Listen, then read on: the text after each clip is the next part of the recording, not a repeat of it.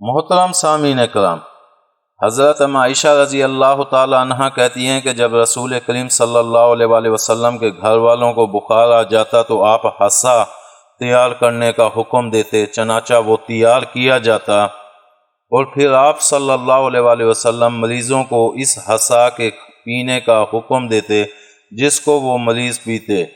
آپ صلی اللہ علیہ وآلہ وسلم فرمایا کرتے تھے کہ در حقیقت حصا غم زدہ دل کو طاقت پہنچاتا ہے اور بیمار کے دل سے رنج و کلفت کو اس طرح دور کر دیتا ہے جس طرح عورتوں میں سے کوئی اپنے منہ کے میل کو پانی سے صاف کر ڈالتی ہیں۔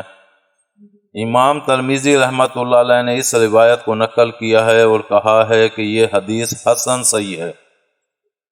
تشریح میں لکھتے ہیں کہ حصا کھانے کی قسم سے ایک رقیق چیز ہوتی ہے جو آٹا، پانی اور گھی کو ملا کر پکائی جاتی ہے، کبھی اس میں شکر بھی ملا دی جاتی ہے۔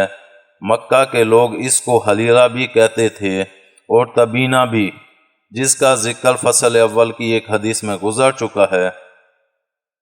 حضرت صلی اللہ علیہ وآلہ وسلم سے اس ارشاد میں حریرے کے فائدے کو ظاہر کرنے کے لیے اپنا روح سخن عورتوں کی طرف اس لیے منعطف کیا کہ اصل میں عورتیں اپنے جسم کا میل دھونے اور اپنے چہرے کو صاف رکھنے کی زیادہ سے زیادہ کوشش کرتی ہیں، یا یہ کہ جس وقت آپ صلی اللہ علیہ وسلم نے یہ ارشاد فرمایا اس وقت عورتیں موجود تھیں، اسی لیے انہی کو خطاب کیا۔ امید ہے آپ کو ہماری ویڈیو پسند آئی ہوگی۔ پسند آنے کی صورت میں لائک کریں، کمنٹ کریں اور شیئر کرنا مت بھولیں۔ ملتے ہیں اگلی ویڈیو تک، اللہ حافظ۔